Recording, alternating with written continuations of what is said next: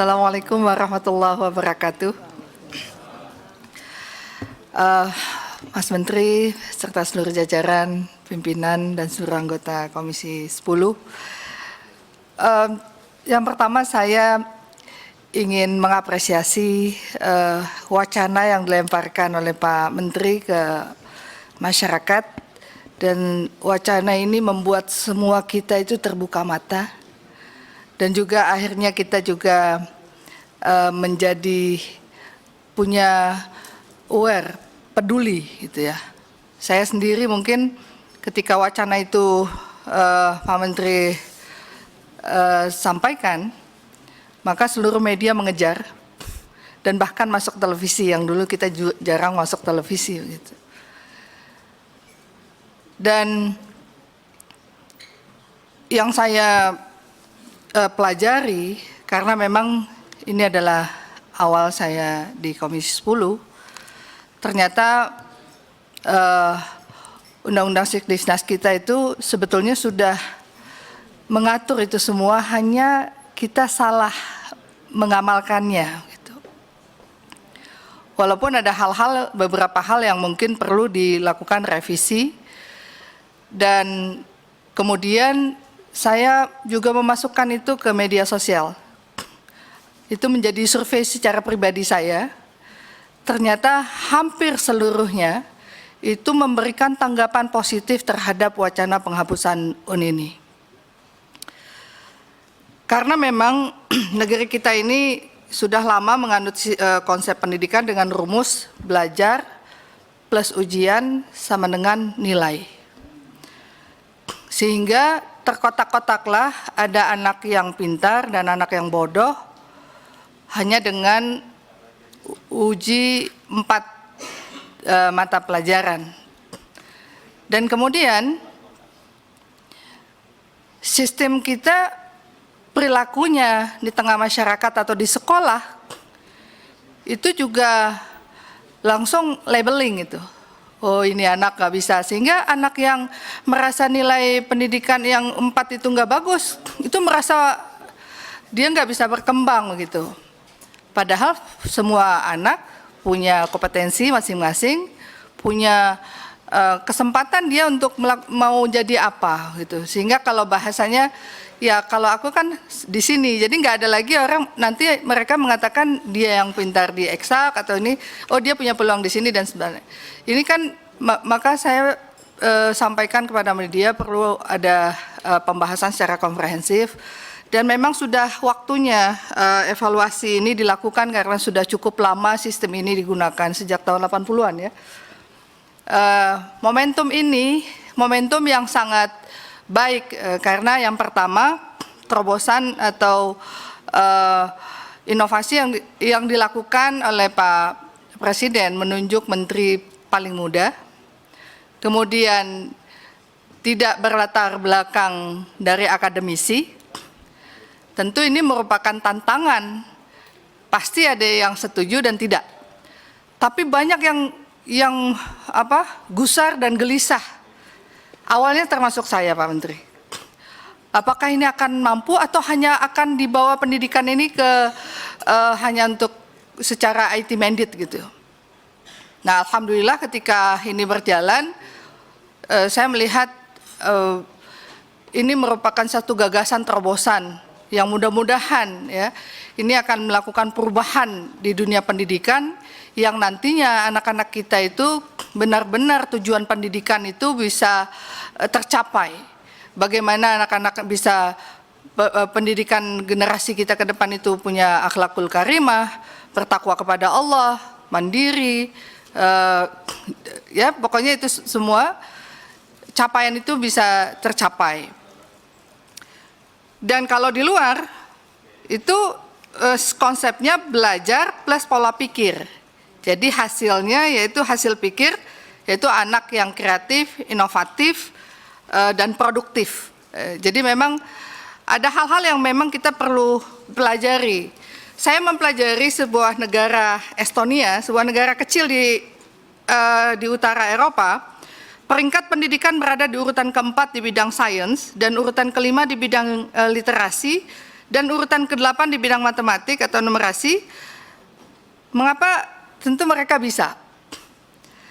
Yang sangat sederhana yang dilakukan yang pertama meletakkan standar pendidikan yang tinggi untuk semua jenjang pendidikan, dan untuk ini mereka mengalokasikan anggaran pendidikan yang cukup untuk mencapai standar pendidikan yang ditetapkan. Mereka mengalokasikan sumber daya yang cukup, buku bacaan, makan siang dan transportasi gratis bagi anak-anak, memberikan gaji yang tinggi bagi guru untuk menarik orang pintar jadi guru, kemudian membangun gedung sekolah yang nyaman, dan guru memiliki otonomi penuh. Guru diberikan kebebasan dalam proses belajar mengajar sepanjang sesuai dengan standar dan kurikulum yang ditetapkan. Kemudian guru di mana di tingkat pendidikannya itu memang S2. Itu standar guru S2. Proses belajar mengajar berbasis digital dan menjadi materi dalam kurikulum. Ya, ini tentu menjadi tantangan. Mungkin kalau yang terakhir ini adalah skillnya dari Pak Menteri gitu ya. Dan kemudian kan seluruh masyarakat itu tahu ya, sebuah tradisi kita setiap pergantian menteri ganti kebijakan gitu. Nah, apa yang telah disampaikan tadi saya hanya ingin menggarisbawahi saja.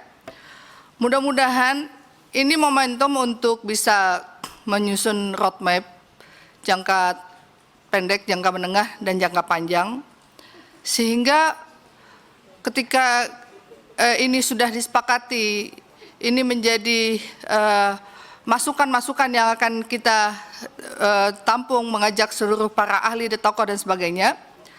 Dan ini siapapun yang akan menjalankan nanti ya akan menjalankan apa yang sudah ditetapkan saat ini gitu. Kemudian Mas Menteri, pasal 3 Undang-Undang 20 2003 itu berbunyi, pendidikan nasional berfungsi mengembangkan kemampuan dan membentuk watak serta peradaban bangsa yang bermartabat dalam rangka mencerdaskan kehidupan bangsa, bertujuan untuk berkembangnya potensi peserta didik agar menjadi manusia yang beriman, bertakwa kepada Tuhan Yang Maha Esa, berakhlak mulia, sehat, berilmu, cakap, kreatif, mandiri, dan menjadi warga negara yang demokratis serta bertanggung jawab.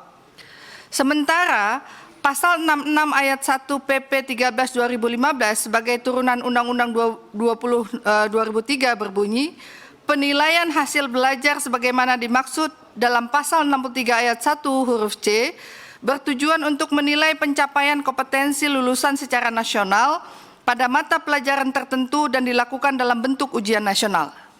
Maka pasal PP ini tidak sejalan dengan pasal 3 Undang-Undang 20 2003, dan berdasarkan dua paradoks pasal di atas, saya menyimpulkan bahwa PP ini sebaiknya dicabut. Dan diganti dengan instrumen yang lain yang tadi mungkin sudah dilakukan pembahasan. Dan kemudian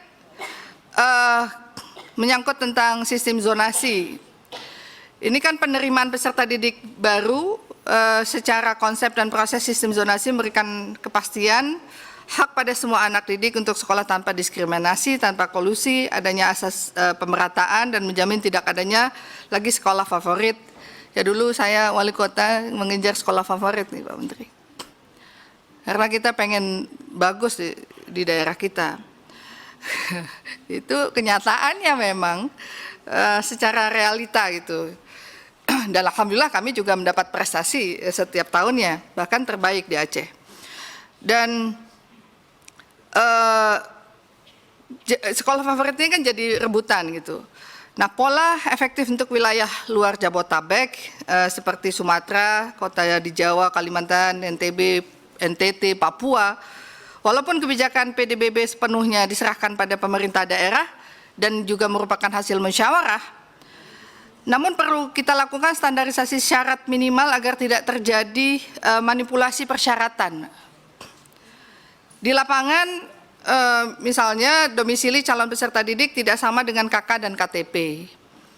Jadi wali murid itu atau peserta didik itu maka perlu pengaturan yang baik agar tidak salah digunakan oleh oknum. Kan banyak juga oknum nih pemangku pendidikan terkait dengan sistem zonasi. Ada beberapa hal yang perlu mungkin mendapat perhatian, yaitu batas zonasi dan persyaratan administrasi kependudukan untuk wilayah perkotaan, peluang terjadi mafia bangku sekolah. batas zonasi di wilayah pedalaman, akses peserta di sekolah, dan kualitas sarana dan prasarana pendidikan.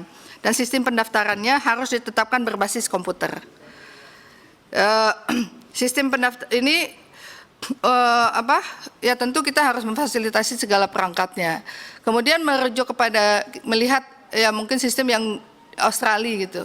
Sistem zonasi ini dilakukan. Tetapi memang sekolah itu harus dipastikan semuanya sekolah inklusi misalnya.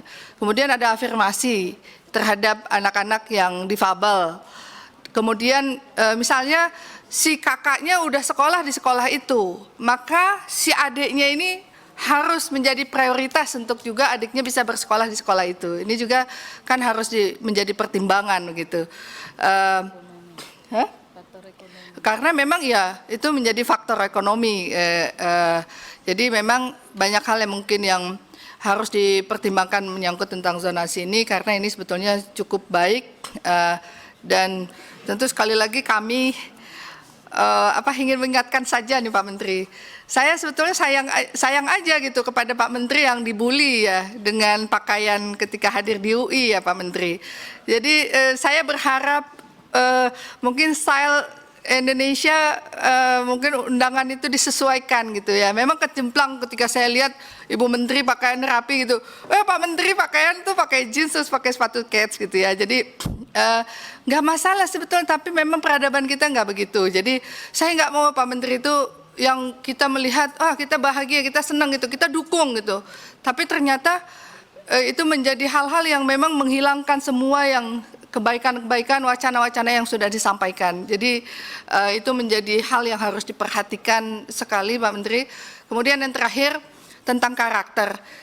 Saya inginkan bahwasanya fokus kita juga bagaimana mendidik anak-anak bukan hanya secara intelijensinya baik, tapi mereka juga punya emosional dan spiritualnya kuat. Karena memang persoalan hari ini murid membunuh guru, guru juga begitu. Jadi ini di mana yang salah? Jadi penting penguatan karakter dari anak kita. Itu memang kan kalau dalam Islam itu orang yang berakhlakul karimah. Orang baik belum tentu berakhlak, orang berakhlak sudah pasti baik. Kalau dalam Islam yang saya pahami itu akan ada kaitan dunia akhirat. Kenapa akhlakul karimah? Jadi kalau dia dikejar akhirat dia dapat dunia. Sama halnya ketika orang sehat walafiat. Kalau dia sehat, belum tentu afiat. Kenapa? Sehat matanya, kalau matanya ngelihat yang nggak bagus kan nggak afiat gitu. Jadi maka harus sehat walafiat. Jadi Islam itu mengkaitkan dunia dan akhirat. Nah ini bagi saya ini sesuatu yang penting menjadi penguatan kita. Jadi mungkin itu saja Pak Menteri. Terima kasih. Mudah-mudahan Pak Menteri diberikan kekuatan, kesehatan dan seluruh yang mendukung, membantu mendapat hidayah Allah. Dan insya Allah Allah berikan kemudahan-kemudahan dalam ikhtiar. Apa yang dicita-citakan, apa yang dicapai ingin membangun kemaslahatan dunia pendidikan, Allah akan berikan jalan yang terbaik. Terima kasih. Assalamualaikum warahmatullahi wabarakatuh.